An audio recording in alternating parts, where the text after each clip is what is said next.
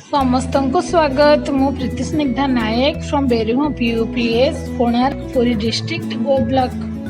पिलामाने आज मु षष्ठ श्रेणी विज्ञान बहिर विद्युत विषयर गोटे शिक्षण दक्षता विषय तुम मानक बुझाइबी। एहीपरि बॉल चलाइबा पई हमको कौन सब करने को पड़िबो चल आमे सिखिबा। तुमे माने एभली टॉर्च तो घरे देखिथिबो, एहार स्विच को चिपिले सेथिरु लाइट बाहरे, ताहले लाइट केउठु आसे? सेथिरे थिबा बैटरी रे संचित थिबा विद्युत शक्ति रु ही आसे। चलो मु तुमको बैटरी विषय रे संक्षेप रे बुझाई देबी। देखुथिबा छबिटी हेउची बैटरी बा सेल। एहार टोपी भली थिबा धातव अग्रटी युक्त अग्र बा पॉजिटिव टर्मिनाल एवं धातव प्लेट टी को विद्युत अग्र बा नेगेटिव टर्मिनाल बोली कहा जाए। यही परि भाबे बॉल टी को जळाइबा को चारि खंड तार, गोटे बैटरी, गोटे बल्ब और गोटे सेलोटेप नेबा। दुई मुंडरू 1 सेमी पर्यंत आवरण छड़ाई नेबा। देखिबा जेपरि आवरण भितरे थिबा तार छिंडी न जाए।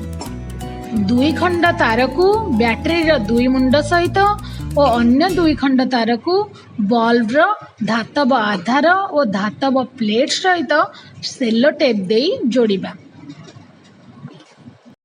पिला माने तुमे एठारे 4 प्रकार चित्र देखि पारुथिबो।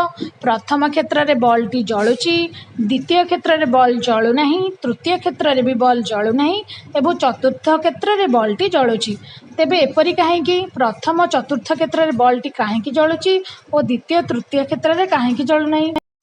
कारण प्रथम और चतुर्थ चित्रटी हेउची मुदित विद्युत संयोग एवं द्वितीय और तृतीय चित्रटी हेउची मुक्त विद्युत संयोग।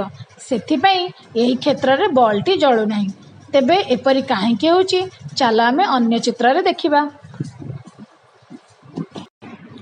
पिला माने एही चित्र रे तार दुईटी परस्पर ठारू अलग होई रहिछि।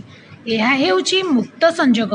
मुक्त संयोग रे बल्ब आदौ जलिब नाही। तेबे बल्ब किपरि जलिब एबे आमे देखिबा।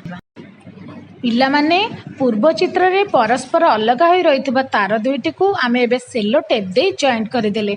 एबे एहा मुदित विद्युत संयोग होई गला। एबे विद्युत प्रवाह हेबा जोगु बॉल टी ठीक भाबरे चलिबो। परीक्षण टी को तुमे माने देखिलो और एथिरु किछि सिखिलो। एही परि भाबे घरे तुमे चेष्टा करी बॉल चलाई परिबो।